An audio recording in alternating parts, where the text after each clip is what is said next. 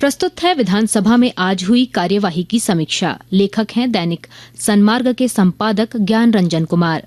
विधानसभा के बजट सत्र के 11वें दिन आज राजस्व एवं भूमि सुधार विभाग के लिए 7 अरब 58 करोड़ 97 लाख रुपए से ज्यादा का अनुदान मांग पारित हुआ। विपक्ष की तरफ से अनुदान मांग पर भाजपा विधायक आलोक कुमार चौरसिया के कटौती प्रस्ताव का जवाब देते हुए भू राजस्व मंत्री दीपक बिरुआ ने कहा कि भूमि विवाद के कारण कानून व्यवस्था की समस्या आती है, इससे इनकार नहीं किया जा सकता। उन्होंने कहा कि झारखंड की आत्मा CNT और SPT एक्ट है, सरकार इसे सख्ती से लागू करेगी। उन्होंने कहा कि आज भी ग्रामीण क्षेत्रों में भूमि विवाद को लेकर कई घटनाएं होती हैं। उन्होंने कहा कि आम गैर मजरूआ खास भूमि को रैयतों को देने पर सरकार विचार कर रही है। उन्होंने कहा कि कालांतर से चली आ रही भूमि संबंधी विसंगतियों को दूर करने के लिए सरकार कृत संकल्पित है। विभिन्न भूमि सुधार कार्यक्रमों के माध्यम से सरकार द्वारा SC, ST और अन्य सुयोग्य श्रेणी के भूमिहीनों के बीच जमीन का वितरण किया जा रहा है। उन्होंने कहा कि आम नागरिकों को दाखिल खारिज लगान भुगतान में परेशानी नहीं हो, इसको लेकर सरकार द्वारा झार भूमि पोर्टल के माध्यम से सेवाएं दी जा रही है। सरकार भू अभिलेखों का कुशल प्रबंधन करने जा रही है ताकि आम लोगों को परेशानी से निजात दिलाया जाए। टाना भगतों को समाज के मुख्य धारा से जोड़ने के लिए टाना भगत विकास प्राधिकार का गठन किया जाएगा।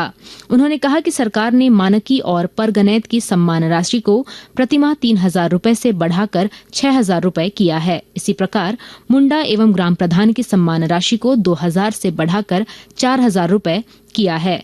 उन्होंने कहा कि झारखंड के 10 जिलों में खास महल भूमि की समस्या लगातार सदन में आ रही है।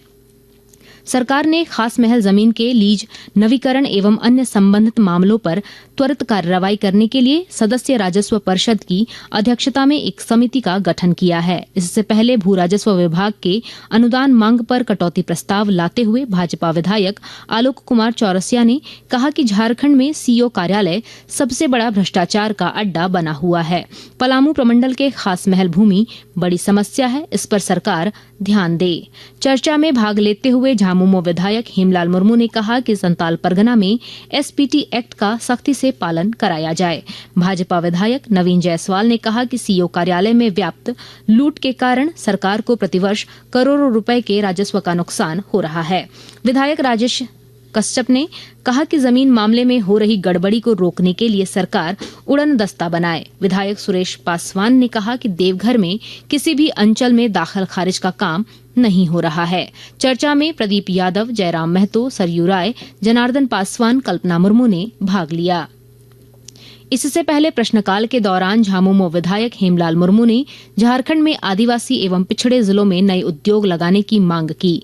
जवाब में उद्योग मंत्री संजय प्रसाद यादव ने कहा कि गोविंदपुर साहिबगंज औद्योगिक गलियारा के लिए पाकुड़ में 616 एकड़ 24 डिसमिल भूमि को चिन्हित किया गया है। विधायक सरयू राय ने खान विभाग में राजस्व के नुकसान का मामला उठाया। विधायक प्रकाश राम ने लातेहार जिला के चंदवा प्रखंड के सिकनी कोलियरी का मामला उठाया और कहा कि इन खदानों को बंद कर दिया गया है। उन्होंने सरकार से इन खदानों को चालू करने की मांग की।